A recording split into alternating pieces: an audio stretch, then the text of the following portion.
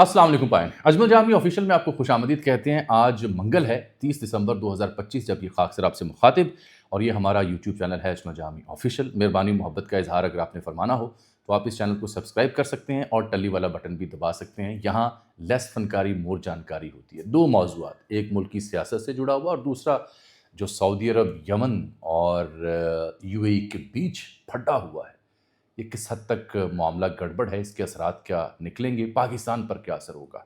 लेकिन ये मैं मुल्क की सियासत से बात का आगाज़ करूँगा। मौज़ूआत तो कई एक थे। यहाँ बैरिस्टर गौहर साहब क्या वजह बनी कि आज तकरीबन सरापा इल्तमास थे, गुजारिश कर रहे थे कि मुलाकात होने दें खान साहब से। सुहेल आफरीदी का जो दौरा पंजाब है उस हवाले से फरमा रहे थे कि ये उनका ज़ाती दौरा था, पार्टी को मुशावरत में नहीं रखा गया। इससे क्या मुराद है? सुहेल आफरीदी साहब बदस्तूर ख़बरों में है क्योंकि बाजौड़ में मेजर अदील ज़मान शहीद हुए। उनकी शहादत को सलाम, उनके अहल खाना के लिए दुआएं। तो पेशावर गैरिजन में उनकी नमाज जनाजा अदा की गई। वहाँ सुहेल आफरीदी साहब पेशावर होते हुए क्यों ना गए, ये सवाल भी ज़ेर बहस है। और उनका जो दौरा लाहौर है मुसलसल ख़बरों में है। कभी वो ख़त लिख रहे हैं सीएम को और कभी उनके स्पीकर लिख रहे हैं मलिक अहमद ख़ान साहब को, कभी स्पीकर साहब मलिक अहमद ख़ान साहब इंक्वायरी कमेटी खोल रहे हैं। तो ये मुसलसल ख़बरों में है ये दौरा। आज डयाला के बाहर जो कुछ हुआ, उनकी बहनें क्या कह रही हैं, ये भी मौज़ूआत ज़ेर बहस हैं। लेकिन इस सियासी मामले और मुद्दे के ऊपर जो अहम तरीन बात है वो पहले सुन लें मुझसे। वो अहम इसलिए है कि हमारे दोस्त हैं नईम अशरफ भट्ट साहब अंदर की खबर कभी कभी लाते हैं बड़ी जानदार तरीके से। वहाँ से शुरू कर लेते हैं। एक अहम विफाकी वज़ीर, उनका अचकज़ई साहब से इनडायरेक्ट रब्ता हुआ है, ठीक। और इत्तला ये है कि ये जो रब्ता हुआ ये दोनों के बीच एक मुशतरका दोस्त के ज़रिए हुआ। अहम वफाकी वज़ीर जो हैं वो नून लीग के हैं, सीनियर बंदे हैं, कद काठ वाले बंदे हैं और ये वही अहम वज़ीर हैं जिनके हवाले से कुछ अर्सा पहले जो चॉइस साहब एंड दीगर कंपनी कह रही थी ना कि हम 3-4 लोगों को मिल रहे हैं, उनमें से एक हैं ये। इतना हवाला काफ़ी है। तो इनडायरेक्ट रब्ता उनका हुआ अचकज़ई साहब से और साथ ये भी बताया गया कि हम इत्तेहादियों से मुशावरत कर रहे हैं। स्पीकर साहब ने भी अचकज़ई साहब से को रब्ता किया है। अपोजिशन लीडर का नोटिफिकेशन उनका पेंडिंग अभी तक जारी नहीं हुआ। तो सीबीएम के लिए यानी कॉन्फिडेंस बिल्डिंग मेयर्स के लिए, एतमाद साजी जिसे हम कहते हैं, एतमाद साजी के लिए अचकज़ई साहब जल्द इत्तला है भट्ट साहब की कि दस्तावेज़ात फ्राहम करेंगे, जिसके बाद उनका नोटिफिकेशन भी जारी हो जाएगी। ये तो है एक अच्छी खबर। पीटीआई के एक रहनुमा ने मैंने भी 2-4 लोगों से आज बात की तो उन्होंने कहा कि ये जो तहरीक तहफ़्फ़ुज़ आईन पाकिस्तान के प्लेटफॉर्म पर और प्राइम मिनिस्टर की ऑफ़र पर और जो ये हालिया 2-4 राब्ते जिनका जिक्र मैं भी कर रहा हूँ और भट्ट साहब भी कर रहे हैं, उनका लगता है बज़ाहिर कि शायद कुछ संजीदगी है। पीपल्स पार्टी के एक बड़े अहम रहनुमा ने 2-4 रोज़ पहले एक अंग्रेज़ी अखबार को अपना नाम ज़ाहिर किए बगैर ख़बर दी थी कि जो हुकूमत ने पेशकश की है ये पिंडी की आशीर्वाद के बगैर नहीं हो सकती। तो इससे निकलेगा क्या? क्या जो पीटीआई को ख़दशा है कि जब भी हम स्ट्रीट मूवमेंट या एहतजाज की कहानी शुरू करते हैं तो ये मुज़ाकरात की कहानी शुरू कर देते हैं, क्या ब्लफ है या कुछ संजीदा है? मुझे लग रहा है कि थोड़ी बहुत पेशरफ्त हो रही है। यही वजह है कि तहरीक तहफ़्फ़ुज़ आईन पाकिस्तान का जो एलामिया था वो बड़ा मोहतात था, शराइत के बगैर था, खान साहब की रिहाई के बगैर था कि हम मिल बैठें। तो हुकूमत भी ये चाह रही थी कोई शराइत ना रखें ताकि हमारे लिए मुश्किल ना हो। ये तो है अच्छी खबर जिससे मैंने आज भी लोग का आगाज़ किया। लेकिन दूसरी जानिब बैरिस्टर गौहर साहब आज जाते हैं वहाँ डयाला, मुलाकातें आपको पता नहीं हो पा रही। तो वो ये कहते हैं जी आज हम जो मुलाकात की भीख मांग रहे हैं इसमें दूसरों के साथ साथ अपनों का भी हाथ है। मैं ये कहता हूँ कि तहरीक अपनी जगह वो जिस शिद्दत से भी चले लेकिन मुज़ाकरात का कोई मुतबादिल नहीं। ये बैरिस्टर गौहर जो चेयरमैन है वो कह रहे हैं। अच्छा, यहाँ पे एक बीबी है मिसाल यूसुफज़ई साहिबा, सेनेटर हैं, आप जानते हैं। आज बुशरा बेगम के हक़ में वो ट्वीट कर रही थी कि उनसे मुलाकात नहीं हुई। उनका एक ट्वीट इसके ऊपर आता है। वो कहती हैं पार्लिमानी पार्टी वज़ीर आला साहब, हमें यहाँ तक कि खान साहब को भी कहा गया कि सुपरिटेंडेंट अडयाला जेल कहता है कि अली ज़फ़र साहब की बजाय अगर सिर्फ सलमान अकरम राजा साहब मुलाकातियों की लिस्ट भिजवाएंगे तो ही मुलाकात होगी। तो इसलिए खान साहब ने कहा कि सलमान अकरम राजा साहब लिस्ट भेजे, लेकिन तब से अब तक 6 हफ्ते गुजर गए। खान साहब के साथ साथ बीबी साहिबा की भी मुलाकात बंद हो गई है। आज हम जिन हालात का सामना कर रहे हैं इसमें यकीनन दूसरों के साथ साथ हमारे अपनों का भी हाथ है। खान साहब के बताए गए डिसिप्लिन की वजह से खामोशी इख्तियार किए हुए हैं, लेकिन अगर हालात यही रहे तो सब्र का पैमाना लबरेज हो जाएगा। लीडर सिर्फ और सिर्फ इमरान खान है। अब ये मिसाल बीबी किसे सुना रही हैं? ये क्या अली ज़फ़र को सुना रही हैं? یہ کیا بیرسٹر گوہر کو سنا رہی ہیں؟ یہ کیا علیمہ خان صاحبہ کو سنا رہی ہیں؟ یا یہ کسی اور کو سنا رہی ہیں؟ یہ بڑی دلچسپ کہانی ہے ان کے بیان کے اوپر۔ اچھا خیر، میں دو چیزیں اور بھی آپ سے عرض کروں۔ جو بیرسٹر گوہر نے گفتگو وہاں کی نا، اس میں تقریباً وہ التماس کر رہے تھے کہ خدا کے لیے جس صورتحال پہ ہم آ گئے ہیں نا، تو ملاقات کروا دیں ہمارے رہنما سے۔ یہ بے بسی ہے کہ وہ کہتے ہیں جس طرح کارنر کر دیا گیا ہے، ایک جمود، ایک ساکت ہو گیا منظرنامہ۔ تو بیرسٹر گوہر اچھے لب و لہجے کے شخص ہیں، منت کر رہے ہیں، ترلا کر رہے ہیں، لیکن پیرالل میں نے دیکھا نورین بی بھی وہاں موجود تھی، وہ تو بالکل مذاکرات کی بات ہی نہیں کرتے۔ وہ کہتے ہیں مذاکرات کس سے ہم کریں، اور ٹیبل ٹاک تو اس سے ہوتی ہے جو جہاں جائز حکومت ہو، جائز حکومت ہے ہی نہیں۔ میں آپ سے اب 2 سینٹس شیئر کرنا چاہ رہا ہوں بینگ اے جرنلسٹ۔ مجھے معلوم ہے کہ جو پی ٹی اے کا جذباتی ورکر سپورٹر ہے، وہ علیمہ بی بی، نورین خان صاحبہ یا سہیل آفریدی کی جو بیانی ہے اس کے ساتھ کھڑا ہوگا کہ ہاں جی ہم نے مزاحمت کرنی ہے، اسٹریٹ موومنٹ کرنی ہے، اور بیرسٹر گوہر ہوں یا چکزئی صاحب ہوں یا مذاکرات کی جو بات کرے گا اس کے ساتھ وہ کھڑے نہیں ہوں گے، کیونکہ کلیئرٹی نہیں ہے۔ میں عرض کرنا چاہ رہا ہوں آپ سے ایک یک نکاتی نکتہ۔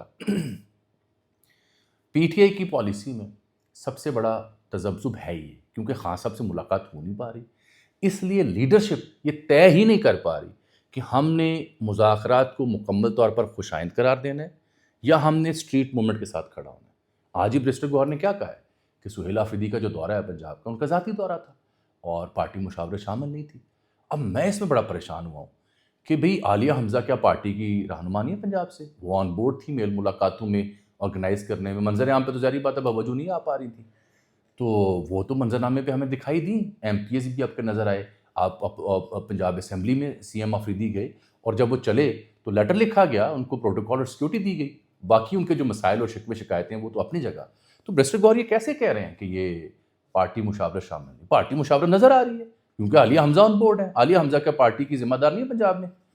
کیا اپوزیشن لیڈر آن بورڈ نہیں ہے پنجاب میں؟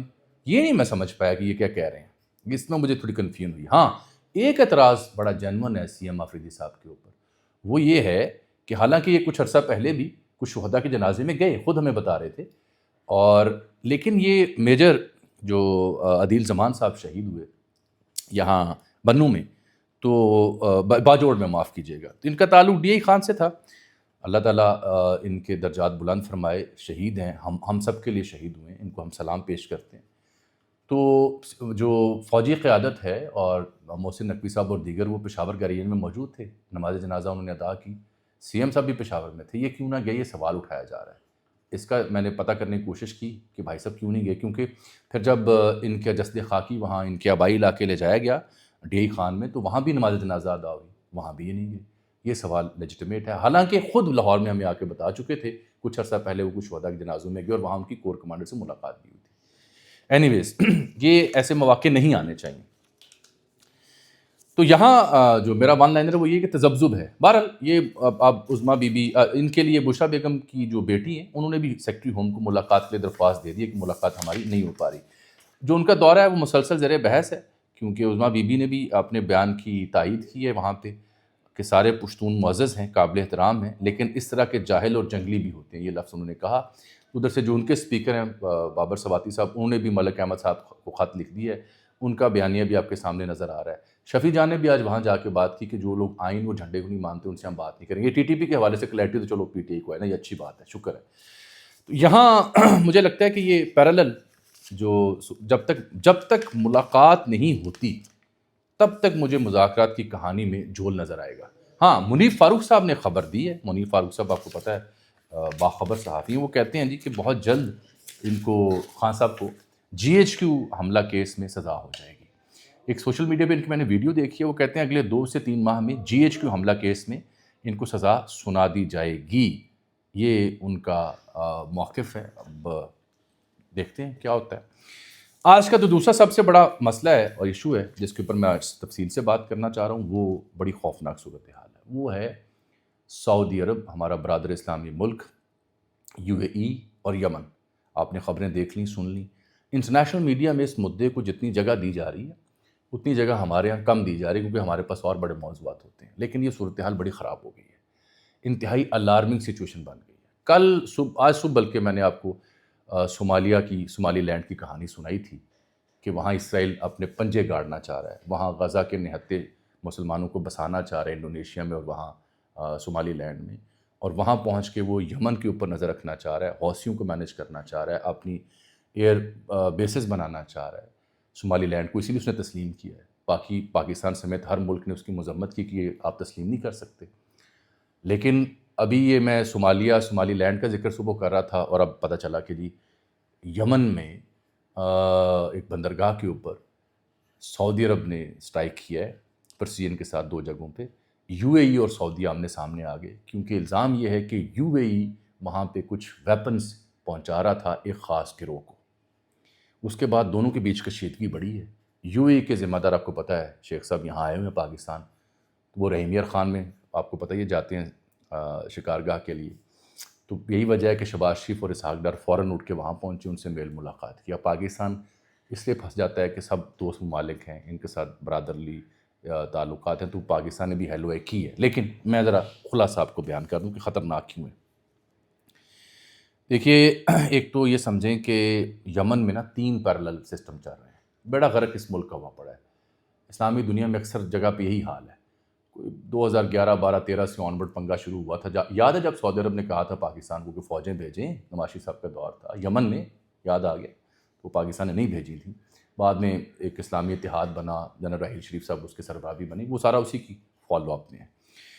اطلاع جو میں آپ کو دینا چاہ رہا ہوں خطرناک، وہ یہ ہے کہ سعودی عرب نے اس کو نیشنل سیکیورٹی کو ریڈ لائن قرار دے دیا ہے۔ سعودی عرب کی جو وزارت خارجہ یا وزارت دفاع کی جانب سے جو سٹیٹمنٹس آ رہی ہیں، ان کی زبان و بیان بڑی تلخ ہے۔ یو اے ای کو، متحدہ عرب امارات کو، وہ سیدھا سیدھا للکار رہے ہیں، اور سعودی عرب نے ہٹ کیا ہے، ٹھوکا ہے، نشانہ بنایا ہے۔ ہوا یہ ہے کہ سعودی عرب کی جو وزارت اطلاع ہے اور خارجہ ہے، یہ سمجھتی ہے، اس سے پہلے کہ میں آپ کو بتاؤں، ہاں پہلے سن لیں مجھ سے کہ 3 مدعے ہیں یمن کے۔ یمن میں 3 فریق ہیں۔ ایک حوثی باغیوں کے پاس علاقہ ہے، کیپٹل سنا بھی ان کے پاس ہے، اس کو ایران کی حمایت حاصل ہے۔ ایک ہے جسے ہم کہتے ہیں S T C. S T C جو ہے یہ سدرن ٹرانزیشنل کمانڈ ہے، اس کو یو اے ای کی حمایت حاصل ہے۔ ایک ہے ان کی سعودی اتحاد، جو وہاں پہ حکومت بھی ہے، اس کے صدر جو ہیں وہ رشاد الامینی ہیں، جس کو پوری دنیا مانتی ہے۔